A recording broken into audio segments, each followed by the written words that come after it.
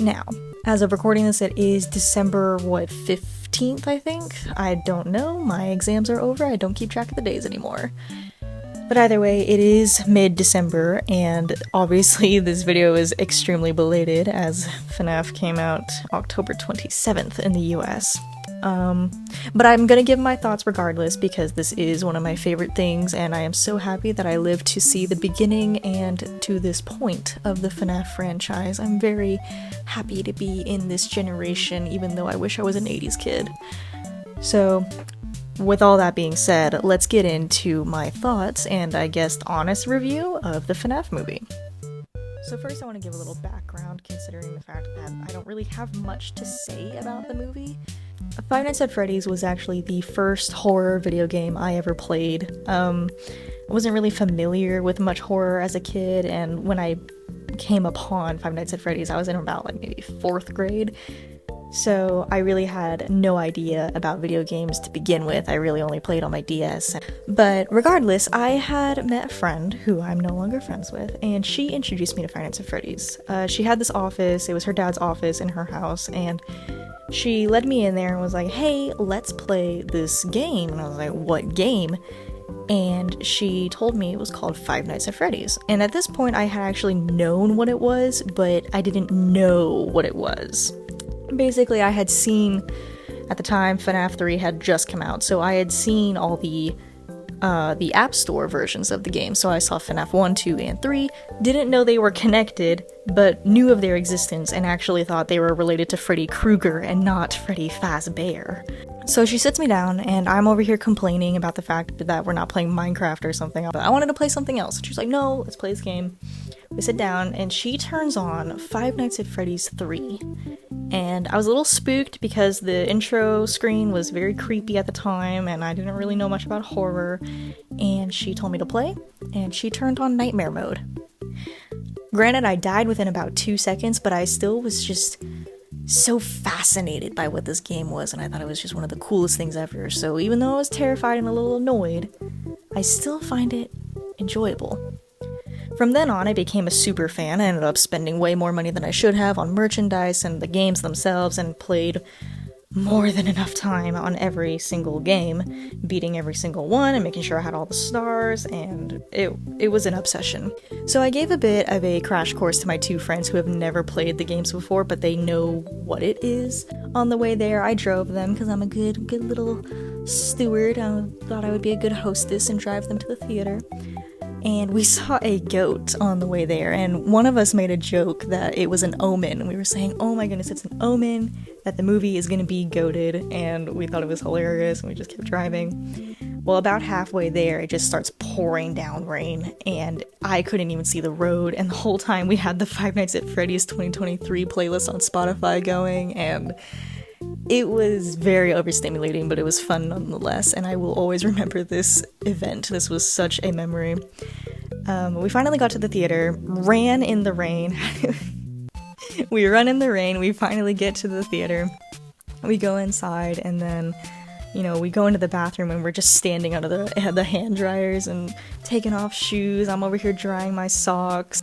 And while we're sitting there drying ourselves off, a girl came in, and she was drenched in just purple.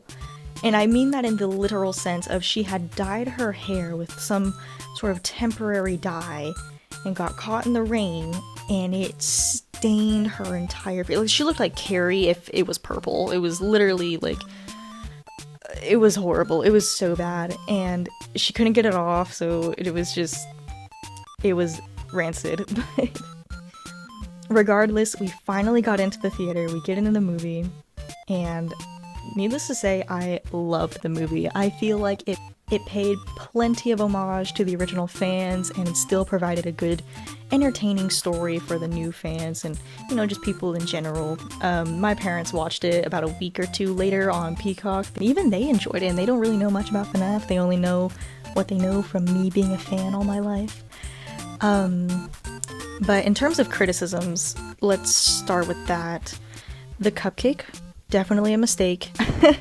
I understand now, since it's been a couple months and people have been talking about the movie since then, a lot of people have been theorizing and basically just blatantly stating that the cupcake is possessed by Susie's dog, which is fine, but without knowing that, and without having played the games, who would know this?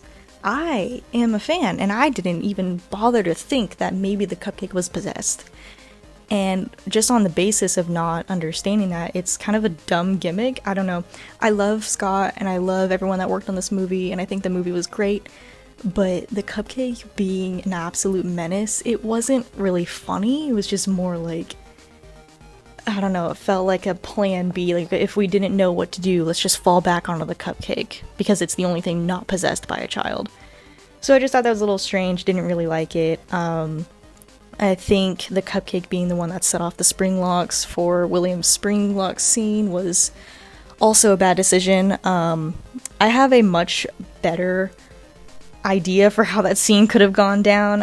Could have easily made a scene with the same concept where William is being cornered by all the animatronics, and there was actually a hole in the glass of the roof. I'm pretty sure it was a hole. Either way, it was a glass roof, and you could see the stars outside. It would have been really cool if instead it was a thunderstorm like in the original FNAF 3, and William gets, like, he's under this hole and it's like raining, and with each like action blow, like every time like someone would throw a punch or like something, there would be contact between characters, there would be like a flash of lightning or a roll of thunder, and you could sync it up to the fight between William and Michael, which they did fight anyway, and there was a really good like use of the LEDs and the bright lights there. I feel like that could have been mixed with a hypothetical thunderstorm, and it could have easily made for a really good scene. Maybe like amped up the music a bit, do something like the DJ Music Man chase sequence. That song is fire, everyone likes it, so why not do something like that?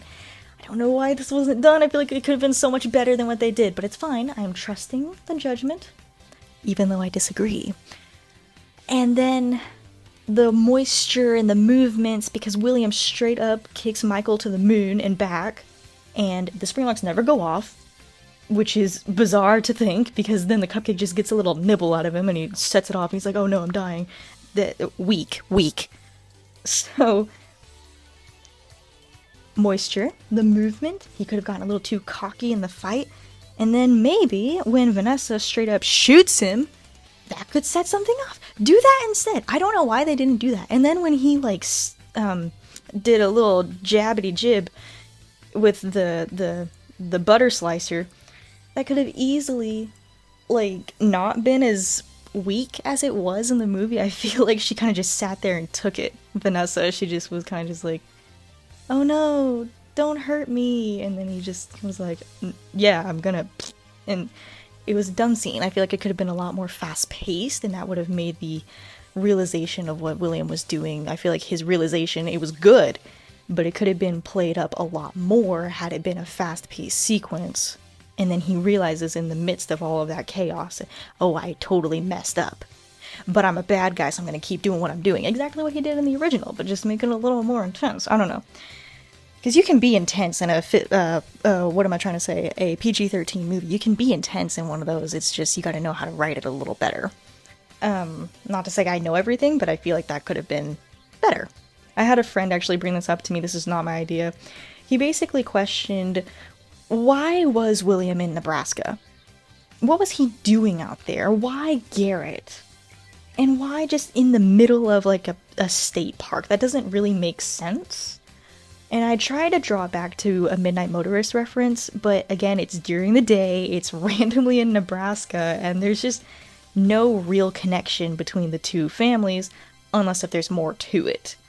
And honestly, in the film, when William was reading out Mike's name and he went to say Schmidt, but then he stopped, I thought maybe it was a reference to Michael actually being an Afton, and he had just either been unaware of his relation to William, or he had just changed his name, something, anything. But no, they're not related at all. But enough criticisms from me. I'm going to give my praises now so we end on a good note. I loved this movie. I thought it was great. I thought the fort scene was so cute because it shows that the kids finally felt comfort. They felt peace. They felt a glimpse of the happiest day when they were with Abby, and they felt comfortable with the adults as well. And that was just a peaceful moment that they didn't know anymore. And to see them just acting like children, because that's what they are, it must have felt liberating for them, you know, just like being able to be at peace once again. And also I just thought it was cute. I thought it was so funny. And then Bonnie, he's my favorite character. I love Bonnie. So seeing him give the thumbs up, I thought was just adorable. I was like, that is precious. The whole theater got a good kick out of that. And just really overall, I thought it was a good Five Nights at Freddy's movie. Definitely better than Banana Splits, that's for sure. And for everyone who is trying to compare them, I actually saw a review comparing FNAF to Willy's Wonderland and Banana Splits, saying that those movies did it better. I don't know where these critics got their brains, but it was not. In terms of a sequel, I don't know where I heard this, but I'm pretty sure I heard that the sequel would not go backwards in time like we did with the games, where FNAF 2 was a sequel prequel. I heard that FNAF 2 will be a direct sequel, and it'll follow up exactly where we picked up. It'll pick up exactly where we left off. However, we know for sure we will see the puppet. That is guaranteed. We had the whole hint as the post-credit scene, where we got to hear the iconic FNAF 2 minigame voice spell out "Come find me." I'm pretty sure it was Dawko, he said that this could be a reference to William, but I disagree. I think that the voice is actually speaking to us, the viewer, rather than a character in universe, meaning we already know where William is, so why would we need to find him? We don't need to discover William, we know where he is. So if this voice is in fact speaking to us, then it would be in reference to a new character, someone we don't know yet, of which would be the puppet, the only one who virtually can put all of this to rest and end it all. With all that being said, 10 out of 10 experience. I loved the movie. I'm gonna go watch it right after this because I loved it so much. It was amazing. Be sure to check out my other socials. That will be linked in the description, pinned in the comments, and in my about page. That'll be through a hyperlink, link tree, whatever I manage to get in there. Click on that link. It won't take you anywhere sketchy. Thank you all for staying to the end of this video. I appreciate it so much. Please stay tuned for the next one, and be sure to check out my Etsy where you can see the stickers that I drew on screen for this video. And I'll see you in the next one.